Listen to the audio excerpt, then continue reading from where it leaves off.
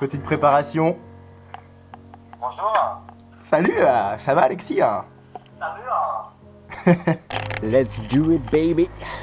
Notre rêve à nous, c'est de voyager. Parcourir cette terre de fond en comble et découvrir les merveilles, tout en apprenant et découvrant de ceux qui la peuplent.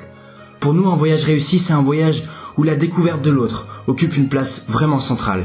Mais c'est aussi un voyage où on se découvre avant tout nous-mêmes. La véritable aventure, elle commence lorsque tout repère est bousculé.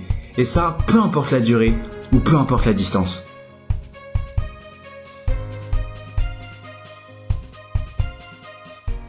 Vous savez, il est possible de tout faire dans la vie, dès lors qu'on le décide et surtout que l'on se donne les moyens de le faire. En parlant de moyens, on n'en a vraiment pas beaucoup pour le moment. Je dirais même aucun.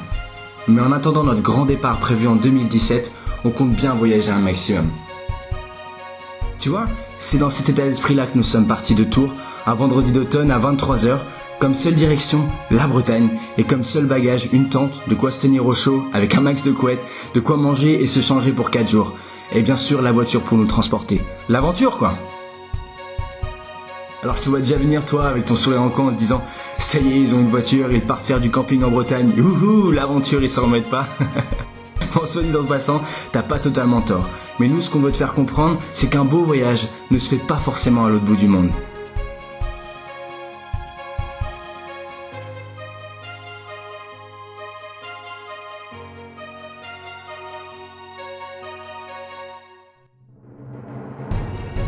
T'as pas remarqué que plus on grandit, plus le temps passe vite? C'est fou, non?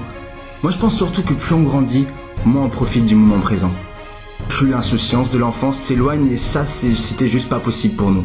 Alors pour pallier à ce problème, on a mis en place une solution radicale, assez connue mais que peu de personnes ne font au fond.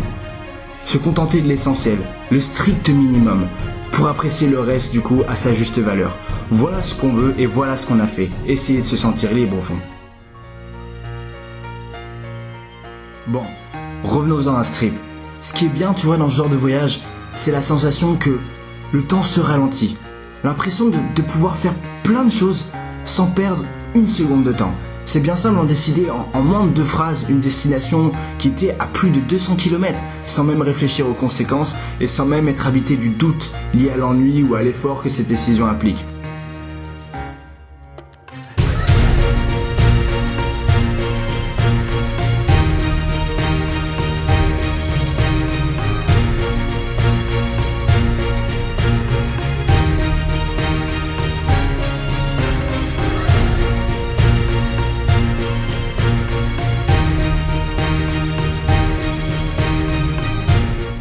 Bon, je vous cache pas que cet état d'esprit nous a aussi fait bien monter la facture d'essence. Mais là où je veux vraiment en venir, c'est qu'on a pu ressentir et vivre chacune des minutes que composaient ces journées. On est parti 4 petits jours au fond, mais on est revenu avec des souvenirs plein la tête, comme pour un retour d'un voyage de 2 semaines. Essaye l'ami et tu verras.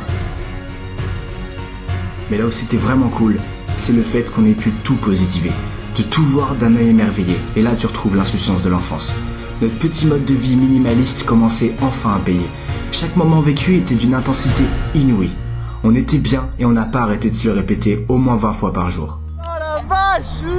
C'est un putain de week-end! Alors cette vue, on s'en lasse pas, tu vois. Tiens, prenons cet exemple. Ce petit déjeuner là au lac. Il faisait froid, on n'avait pas beaucoup dormi. Et pourtant, ce petit déjeuner était vraiment le plus cool de toute ma vie. À un moment, il y a un promeneur qui passe et il nous fait « C'est ça le bonheur les gars ». Alors, pas besoin de vous préciser qu'on était entièrement d'accord avec lui. Tu vois là ce moment où on faisait notre toilette comme un vrai baroudeur. Eh bien, c'était juste le pied de pouvoir se nettoyer comme ça. Une vraie découverte. Non sans nous déplaire d'ailleurs, parce que pour le coup, on s'est vraiment bien marré. Vraiment, l'exploration, c'est un goût de savane, un goût de fraîcheur. C'est pas mal. Bon, par contre, le gelé par la température glaciale de la nuit, bah ça réveille. Bon, revenons-en à notre périple émotionnel. On a pu constater une évolution de nos conversations entre mon cher Antoine et moi. Parce que un voyage à 2, c'est d'innombrables heures de discussion. Passer le déballement des nouvelles de chacun, la vie d'Antoine, la mienne à Paris, le temps laisse place aux discussions du futur. Celles où on s'imagine notre avenir.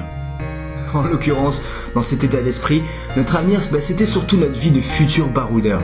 Et je te cache pas que ça fait du bien de rêver. Surtout quand tu sais que ces rêves, ils vont devenir réalité. Ensuite, vient un moment où tu réalises que l'autre peut t'apprendre un nombre impressionnant de choses que tu ignorais.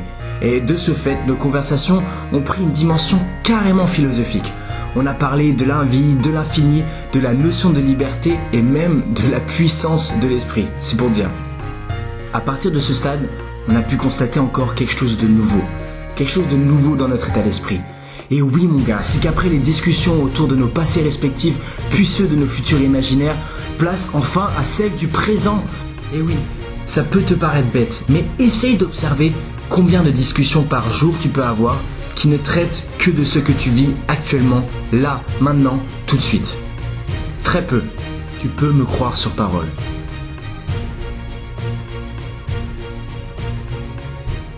Tout est-il que c'est à partir de cet instant, à partir de là, on avait atteint le moment présent, ce fameux état d'esprit dont on était tant à la recherche. 4 petits jours, 4 jours et on y est. Franchement, je me demande encore pourquoi peu de gens ne le tentent pas. Après tout, tu peux traduire ce sentiment de vivre le moment présent par celui du bonheur, tout simplement. Eh bien, si c'est le cas, en voici une des recettes pour l'atteindre. Le temps s'est arrêté, ou plutôt s'est rallongé. On était focalisé sur ce qu'on était en train de vivre.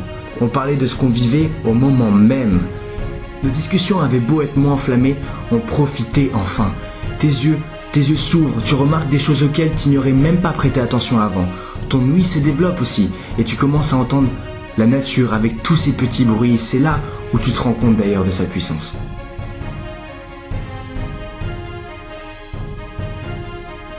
C'était certes un petit voyage l'ami. D'ailleurs, certains ne le dénommeront même pas de cette manière. Mais nous, oui, c'était un voyage. Pour nous, c'était un voyage et le début de bien d'autres. On espère qu'avec ce petit témoignage, tu as pu, toi, te rendre compte à quel point la sensation d'évasion est accessible. Peu importe ce qu'on cherche, peu importe ce que tu cherches, peu importe le moment ou la situation. Savoir apprécier les choses en notre possession à leur juste valeur, savoir se contenter du peu pour pouvoir vivre le moment présent, savoir être heureux tout simplement. En somme, savoir vivre, tout simplement.